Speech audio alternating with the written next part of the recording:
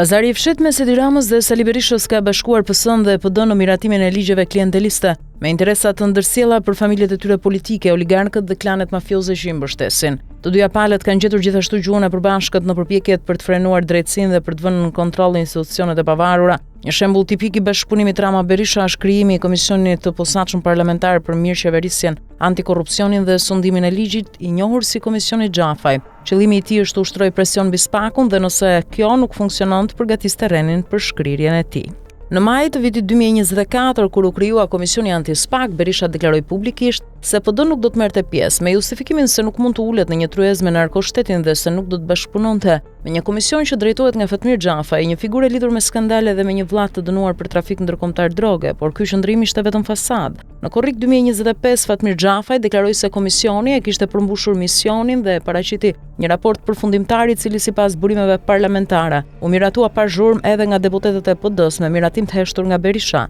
Pas zgjedhjeve dhe betimit të parlamentit të ri, Berisha ndryshoi qëndrim dhe pranoi që PD të bëhej pjesë e komisionit të ri parlamentar, që formalisht quhet Komisioni për Nismat Qytetare, Bashkëpunimin dhe Mbikëqyrjen Institucionale. Në fakt, ky është i njëjti komision me të njëjtin kryetar Fatmir Xhafaj dhe me të njëjtin objektiv, ushtrimin e presionit mbi drejtësinë dhe mbi SPAK-un, por me një emër të ri për të maskuar qëllimin real. Më 2 tetor 2025, Sali Berisha dërgoi në këtë komision përfaqësuesit e PD-s, Evi Kaso, Belind Kolliçi, Elda Hoti dhe Gjingjoni, si edhe 2 antarë zëvendësues, Fatmir Mediun dhe Gen Strazimirin. Ai u justifikua se bëhej fjalë për një komision me objekt tjetër, por në fakt struktura dhe qëllimi janë të njëjtët. Pas ultimatumit të dhënë nga SHBA-t ndaj Edi Ramës dhe kupolës politike për të ndalur përpjekjet për kapjen e SPAK-ut dhe BKH-s, Rama dhe Berisha e ribranduan komisionin me një emër të ri, megjithatë platforma dhe qëllimi mbetën të pandryshuar. Në nështrimi i drejtësisë ndaj interesave politike, në mbledhjen e parë të këtij komisioni, deputetët e PS-s dhe PD-s vendosën unanimisht të nisin menjëherë mbikëqyrjen e institucioneve të pavarura të shtetit,